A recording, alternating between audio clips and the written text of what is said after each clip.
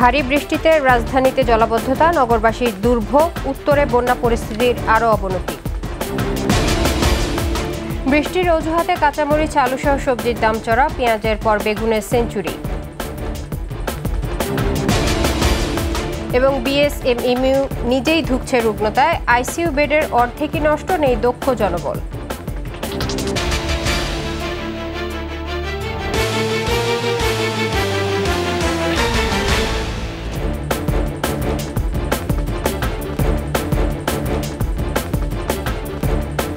শুনছিলেন first security ইসলামী bank PLC সংবাদ শিরোনাম। আমন্ত্রণ ২১-এর দেশের সংবাদে আপনাদের সঙ্গে থাকছে ইসরাত জাহান। দর্শক, ২১ টেলিভিশনের সংবাদ একই সাথে সরাসরি দেখতে পাবেন আমাদের ফেসবুক পেজ www.facebook.com/2124 অনলাইনে। ভোর থেকে মুষলধারে বৃষ্টিতে রাজধানীর বেশিরভাগ সড়কে সৃষ্টি হয়েছে জলাবদ্ধতা, ডুবে গেছে বিভিন্ন এলাকার অলিগলিও। ছুটির দিন হওয়ায় সড়কে যানবাহন কম থাকলেও দীর্ঘ যানজটে চরম বিপাকে পড়েন কর্মজীবী ও সাধারণ মানুষ। মাহমুদ হাসানের প্রতিবেদন। বৃষ্টি পছন্দ করেন না এমন মানুষ খুঁজে পাওয়া মুশকিল। তীব্র গরমে যেমন বৃষ্টি চাই, তেমনি হাজারো লেখক ও কবি তার সাহিত্যে ঠাঁই দিয়েছেন বৃষ্টিকে। নাটক কিংবা চলচ্চিত্রে রোমান্টিকতা ফোটাতে বৃষ্টির বিকল্প নেই। ছুটির দিনে বৃষ্টির রিমঝিম শব্দে অনেকের ঘুম ভাঙে, আবার অনেকে আরেকটু ঘুমানোর প্রস্তুতি নেয়। প্রকৃতির বিরূপ ছোঁয়া কবিতা, সাহিত্য কিংবা চলচ্চিত্রে নান্দনিকতা ছড়ালেও বৃষ্টির সাথে বাস্তবতার চিত্র ভিন্ন। ভোররাত থেকে মাত্র ৬০ মিলিমিটার বৃষ্টিপাতে তলিয়ে যায় রাজধানীর অধিকাংশ সড়ক। অ্যাম্বুলেন্স, প্রাইভেট কার, সিএনজি চালিত অটোরিকশা সড়কে আটকে তৈরি হয় দীর্ঘ যানজট। কোমর সমান পানিতে আটকে যাওয়া এসব যানবাহন ঠেলতে দেখা যায় রাজধানী জুড়ে। এর মধ্যেই ঘর ছেড়ে বাইরে এসেছেন কর্মজীবী মানুষ। জলাবদ্ধতার বিরুদ্ধে রীতিমতো যুদ্ধ করে পৌঁছান কর্মস্থলে। আমার আজকে বাকশিল্পাঙ্গনে পরীক্ষা আছে, তার জন্য আমি যাচ্ছি আর কি। কষ্ট হলে বৃষ্টি নিয়ে যেতে হচ্ছে আর কি। এখন বাইরে যেদিকে যায় এদিকেই পানি, যেদিকে যায় এদিকেই পানি। এখন এই যে পানিতে বন্ধ হয়ে গেছে। বৃষ্টিতে ভিজা ভিজা এখন ডিউটি শেষ করলাম, এখন আবার ভিজা ভিজা বাসায় যাচ্ছি। এমন বৃষ্টিতে রাজধানীর সড়কগুলোতে অসহনীয় জলাবদ্ধতার জন্য কর্তৃপক্ষের দায়িত্ব নিয়ে প্রশ্ন তোলেন নগরবাসী। মাহমুদ হাসান, ২১ টেলিভিশন, ঢাকা। বৃষ্টি আর উজানের ঢলে দেশের উত্তর ও মধ্যাঞ্চলের বন্যা পরিস্থিতির আরও অবনতি হয়েছে। বাড়ছে নদ নদীর পানি, নতুন নতুন এলাকা প্লাবিত হয়ে বাড়ছে বানভাসীর সংখ্যা। অবর্ণনীয় কষ্টে দিন কাটছে লাখো বানভাসীর। দেখা দিয়েছে বিশুদ্ধ পানির সংকট। তবে বন্যা পরিস্থিতি স্থিতিশীল সিলেটে। এদিকে সিরাজগঞ্জ, কুষ্টিয়া ও টাঙ্গাইলে বাড়ছে নদী ভাঙন। প্রতিনিধিদের সহায়তায় ডেস্ক রিপোর্ট। সিলেটে বৃষ্টি হলেও বাড়েনি নদ নদীর পানি। এতে সংখ্যা কিছুটা কমলেও কমছে না জলমগ্ন সিলেটবাসীর দুর্ভোগ। ৩ দফার বন্যায় মানবেতর জীবন কাটাচ্ছেন ৮ লাখ বাসিন্দা। ২ সপ্তাহ ধরে জলমগ্ন কুড়িগ্রামের ৪ শতাধিক গ্রামের ২ লাখ মানুষ। বিশুদ্ধ পানি ও খাবার সংকটে গবাদি পশু নিয়ে দুর্বিষহ জীবন কাটাচ্ছেন বানভাসীরা।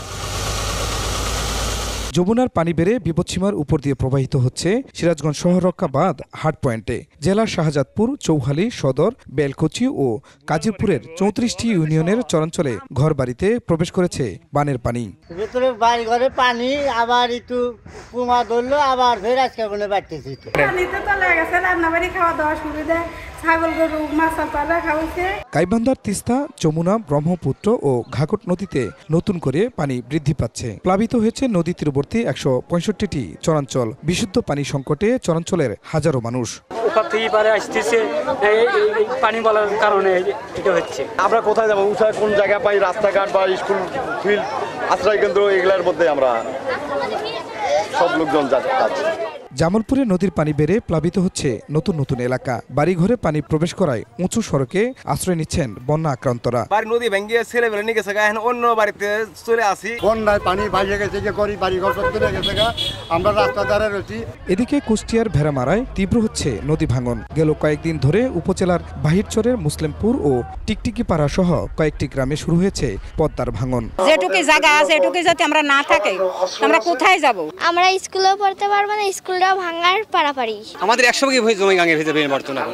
টাঙ্গাইলেও পানি কমার সাথে সাথে যমুনা ও ঝিনাই নদীর তীরবর্তী এলাকায় তীব্র ভাঙন দেখা দিয়েছে। জেলার ভুয়াপুর, বাসাইল, দেলদুয়ার ও নাগরপুর উপজেলার 15টি ইউনিয়নের নদী তীরবর্তী এলাকার বাড়িঘর, ফসলি জমি বিলীন হচ্ছে নদী গর্ভে।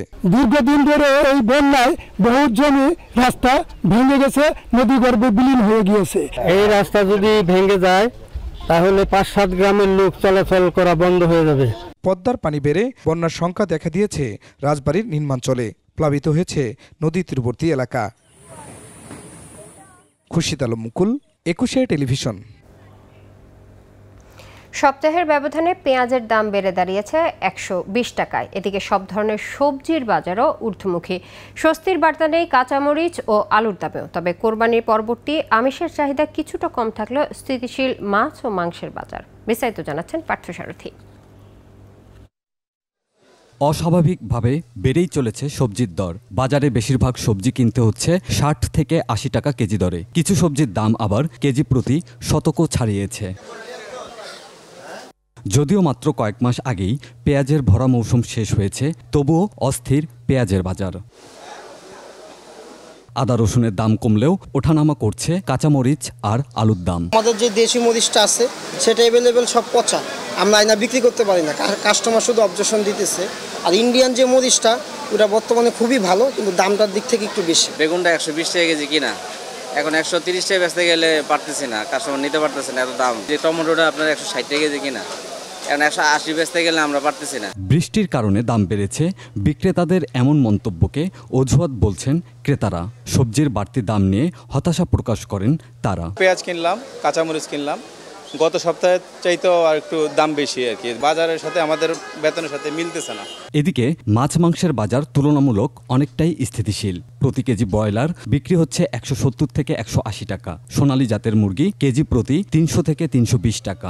আমদানি প্রচুর ছিল, ফ্রিজ ভরা গরুর মাংস ছিল, মানুষজন কেনাকাটা কম করছে। এখন আবার একটু খালি টালি হয়েছে, এই জন্য মুরগির দাম বাড়তে পারে, আমদানি অনেক কমে গেছে। গরুর মাংস বিক্রি হচ্ছে 750 থেকে 780 আর খাসি কেজি প্রতি 1200 টাকা। এদিকে ডিমের দাম ডজনে কমেছে অন্তত 10 থেকে 15 টাকা। উৎপাদন স্বাভাবিক থাকে, আমার মনে হয় বাজার কমবে। ডজন 140 টাকা লাল ডিম, সাদা ডিম 135 টাকা ডজন, খুচরা 48 টাকা, সাদারা 46 টাকা। বাজার তদারকিতে যথাযথ পদক্ষেপের দাবি সাধারণ মানুষের। পার্থসারথী, একুশে টেলিভিশন, ঢাকা। বঙ্গবন্ধু শেখ মুজিব মেডিকেল বিশ্ববিদ্যালয় BSMMU-তে মিলিয়ে আইসিইউ বেডের সংখ্যা 129টি, যার মধ্যে নষ্ট এবং ব্যবহারের অভাবে পড়ে আছে প্রায় 60টি আইসিইউ। রয়েছে প্রশিক্ষিত জনবল ঘাটতিও। এমন অবস্থায় জীবন মৃত্যুর সন্ধিক্ষণে আইসিইউ সেবা থেকে বঞ্চিত হচ্ছেন রোগীরা। এসব নিয়ে 21 স্পেশালে দীপু শিকদারের 2 পর্বের প্রতিবেদনের আজ দেখুন প্রথম পর্ব। ক্যামেরায় ছিলেন ফারুক হোসেন তানভীর।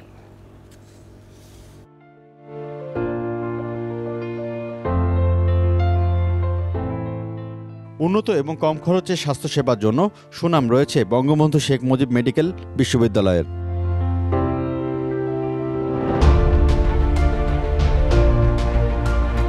যে কারণে রাজধানী ছাড়াও দেশের বিভিন্ন প্রান্ত থেকে ছুটে আসছেন সেবা প্রত্যাশীরা।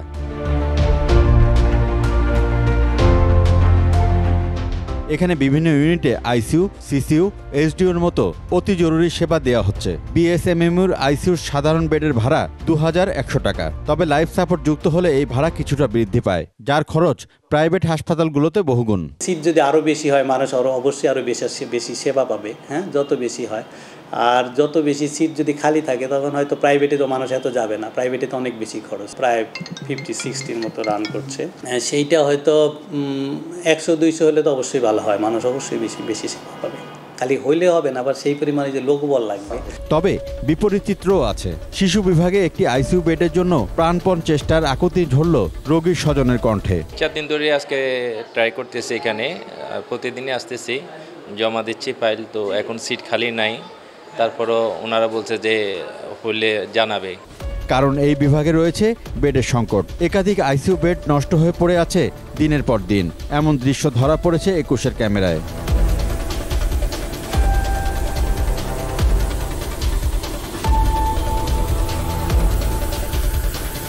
দিনে দিনে রোগীর চাপ বাড়লেও নবজাতকদের ইউনিটটির সম্প্রসারণে রয়েছে ধীরগতি। ডেভেলপমেন্ট পার্টনার যে পলিসি যেটা থাকে ওনারা শুরু করে দেন, শুরু করে দেওয়ার পরে তখন যে অথরিটি ওদের উপর দায়িত্বটা দিয়ে দেন। সে পরে যেমন আমরা বিএসএম এর কথা যদি বলি, ইউনিসেফ দিল, এরপর কিন্তু বিএসএম অথরিটি জিনিসটা টেক ওভার করবে। তো এরপর থেকে আমাদের আসলে ইকুইপমেন্টগুলো নষ্ট হলো, নষ্ট হওয়ার পর আমরা অথরিটির সাথে কথা বলেছি, অথরিটি ওনারা শুরু করেছেন যে ওনারা একটু পারচেস করে দেবেন, স্পেশালি প্রিমেচুর বেবির জন্য। ওদের রেডিয়েন্ট ওয়ার্মার তাপমাত্রা মেনটেন করে ওটা নাই, আমাদের 20টা নাই। আমাদের যদি আমরা সিপ্যাপ মেশিন বলি, অক্সিজেন সাপোর্ট যে বিষয়টা, সেই মেশিনগুলো 20টা নাই। তো সেক্ষেত্রে যদিও আমাদের আইসিইউ 20টা বেড আছে, কিন্তু 20টা বেড কিন্তু 20টা একদম নিজের মতো করে চলার মতো টেবল নাই। সব ছাপিয়ে দ্রুত সমস্যা সমাধানে আন্তরিকভাবে কাজ করা হচ্ছে বলছেন প্রতিষ্ঠানটির কর্তা ব্যক্তিরা। মেশিনের লাইফ বলে একটা কথা আছে, নষ্ট হয়তো অনেকগুলো একসঙ্গে নষ্ট হয়েছে। তারপর আপনি ধরেন পিআইসিউ, পেডিয়াট্রিক আইসিইউ, সেটা কিন্তু চালু করা যায়নি, এখন হয়তো আমরা চালু করে ফেলবো। সেটার জন্য দরকার ছিল উদ্যোগ এবং প্রশিক্ষণ, সেটা আমরা হাতে নিয়েছি।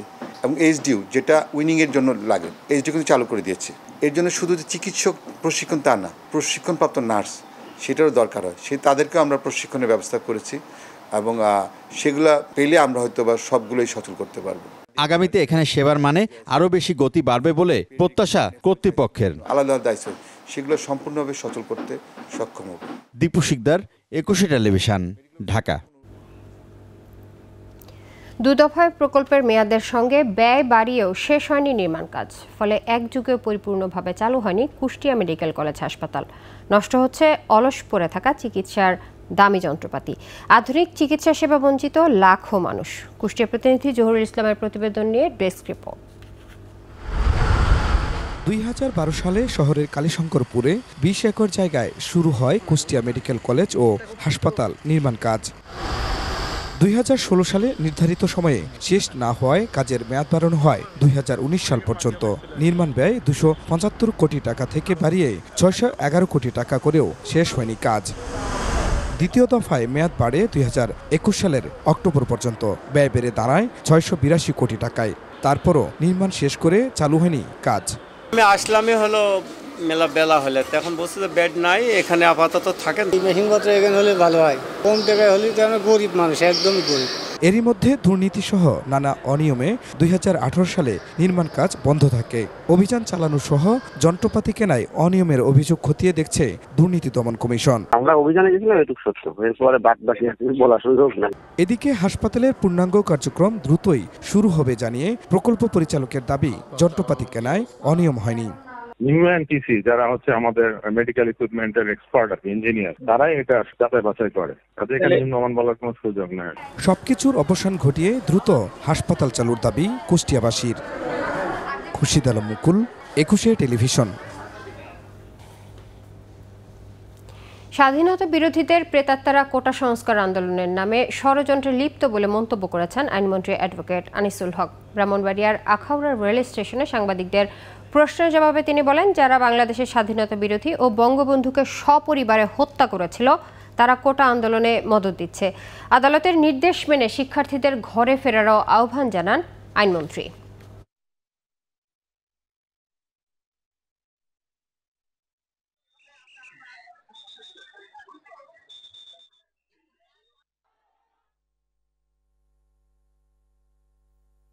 সরকারের দায়িত্ব জনগণের জানমাল রক্ষা করা, সরকারের দায়িত্ব জনগণের সুবিধা অসুবিধা দেখা, এবং সেইখানে যদি কেউ বাধাগ্রস্ত করে সরকারকে সেই আইন মোতাবেক ব্যবস্থা নিতে হবে। 10 বছর ধরে পড়ে থাকা সিরাজগঞ্জের সায়দাবাদ এনায়েতপুর 20 কিলোমিটার বাইলেন সড়কের পালে হাওয়া লেগেছে। যুক্ত হতে যাচ্ছে সায়দাবাদ এনায়েতপুর হয়ে পাবনার মাতপুর পর্যন্ত 90 কিলোমিটার মহাসড়ক প্রকল্পের সাথে। এর ফলে ঢাকার সাথে পাবনার দূরত্ব কমবে প্রায় 40 কিলোমিটার। সিরাজগঞ্জ প্রতিনিধি স্বপন মির্জার তথ্যচিত্রে সমর ইসলামের ডেস্ক রিপোর্ট। তাঁত সমৃদ্ধ এনায়েতপুর, বেলকুচি ও শাহজাদপুর উপজেলার প্রায় 15 লাখ মানুষের যাতায়াতের সুবিধার্থে 32 কোটি টাকা খরচে বিকল্প বাইলেন সড়কটি নির্মাণ হয় 2014 সালে। নির্মাণের পরপরই পাথর ও খোয়া উঠে বড় বড় গর্তের সৃষ্টি হয়। দীর্ঘ 10 বছর ধরে অকেজো হয়ে আছে সড়কটি। রাস্তার উপর বিভিন্ন জায়গায় গাড়ি, ইট, এবং গোবর ভাঙ্গা বিভিন্ন কিছু রাইহা এই রাস্তা ওকে যাওয়া পড়ে হয়েছে, রাস্তা ব্যবহারের অযোগ্য পড়ে আছে। রাস্তা হয়েছে রাস্তার লোকই চলে না, রাস্তা তো একবারে ভাঙ্গা চুলে একেবারে লন্ড ভন্ড হয়ে গেছে, হাঁটা যায় না। হ্যাঁ, আর ঝড় তুফান বৃষ্টি বাদলের টাইমে তো আরো সমস্যা। দুর্ভোগ নিয়ে যাতায়াত করতে হচ্ছে 3টি পাইকারি তাঁত কাপড়ের হাট ও খাজা ইউনুস আলী মেডিকেল কলেজে। ফুটপাতের অবৈধ দোকানপাট, বিভিন্ন সমস্যার কারণে মানুষজনের চলাফেরা করা অনেক কষ্ট। রাস্তা বড় না করে তাহলে এই রাস্তায় মানুষজন চলাচলা করে, একটা রুগী আইসে একটা অ্যাম্বুলেন্স যদি যাতায়াত করবার নয়, রুগীর রাস্তায় মারা যায়। সয়দাবাদ এনায়েতপুর হয়ে পাবনার মাতপুর পর্যন্ত 90 কিলোমিটার মহাসড়ক প্রকল্পে যুক্ত করা হচ্ছে সড়কটিকে। এর ফলে ঢাকার সাথে পাবনার দূরত্ব কমার পাশাপাশি এই অঞ্চলে যোগাযোগ ব্যবস্থায় বৈপ্লবিক পরিবর্তন আসবে। তো এই পথে দেখা যাচ্ছে প্রতিনিয়ত যানজট, দুর্ঘটনা এবং দূরত্ব অনেক বেশি।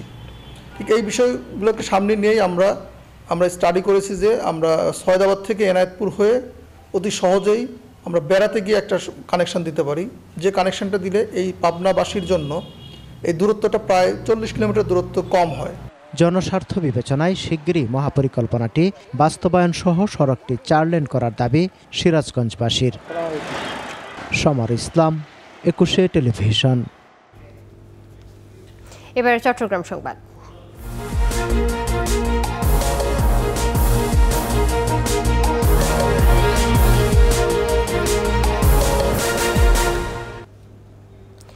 বাজেটে অসহায় মানুষদের সামাজিক নিরাপত্তা বলয়ের আওতায় আনতে এবারও সামাজিক সুরক্ষা খাতে বেশি অর্থ বরাদ্দ দেওয়া হয়েছে বলে মন্তব্য করেছেন অর্থমন্ত্রী ওয়াসিকা আয়েশা খান।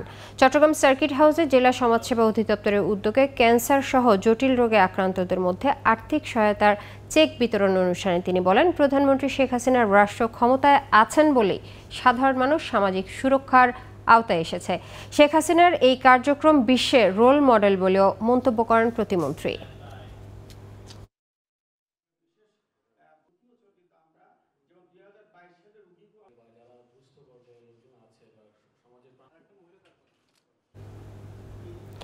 চট্টগ্রামের বাণিজ্য সম্ভাবনাকে কাজে লাগাতে অবকাঠামো খাতে ব্যাপক বিনিয়োগ হচ্ছে বলে জানিয়েছেন সিটি মেয়র রেজাউল করিম চৌধুরী।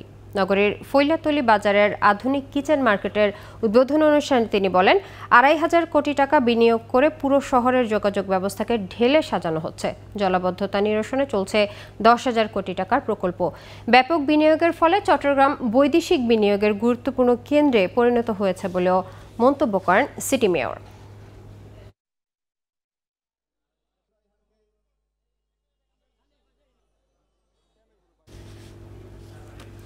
চট্টগ্রামের পটিয়ায় কক্সবাজারের পুরনো আরাকান মহাসড়কে বালুবাহী ট্রাক ও সিএনজি চালিত অটোরিকশার সংঘর্ষে নারী, শিশুসহ 4 জন নিহত হয়েছেন। মহাসড়কের হাবিলাসপুর দ্বীপ ইউনিয়নের চরকানায় মিলিটারি পুলিশের দক্ষিণ পাশে হক্কানি পেপার মিলের সামনে এই দুর্ঘটনা ঘটে। পুলিশ জানায়, সিএনজি চালিত অটোরিকশার সঙ্গে একটি ট্রাকের মুখোমুখি সংঘর্ষ হয়। এতে অটোরিকশায় থাকা 5 যাত্রী আহত হন। তাদের উদ্ধার করে স্থানীয় উপজেলা স্বাস্থ্য কমপ্লেক্সে পাঠানো হলে 4 জনকে কর্তব্যরত চিকিৎসক মৃত ঘোষণা করেন। আহত আরেকজনকে চট্টগ্রাম মেডিকেল কলেজ হাসপাতালে পাঠানো হয়েছে।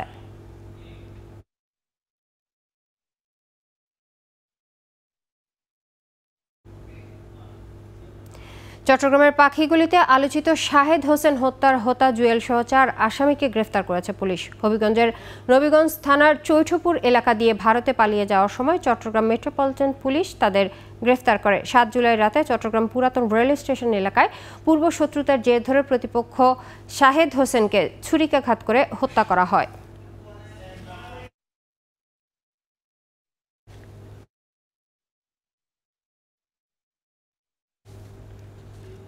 আর এর সাথে শেষ করছি 21 দেশের সংবাদ। তবে যাবার আগে first security Islamic bank PLC সংবাদ শিরোনামগুলো আরও একবার।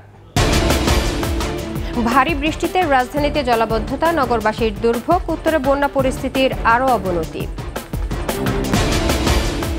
বৃষ্টির অজুহাতে কাঁচামরিচ, আলু সহ সবজির দাম চড়া, পেঁয়াজের পর বেগুনের সেঞ্চুরি। এবং বিএসএমএমইউ নিজেই ধুঁকছে রুগ্নতায়, আইসিইউ বেডের অর্ধেকই নষ্ট, নেই দক্ষ জনবল।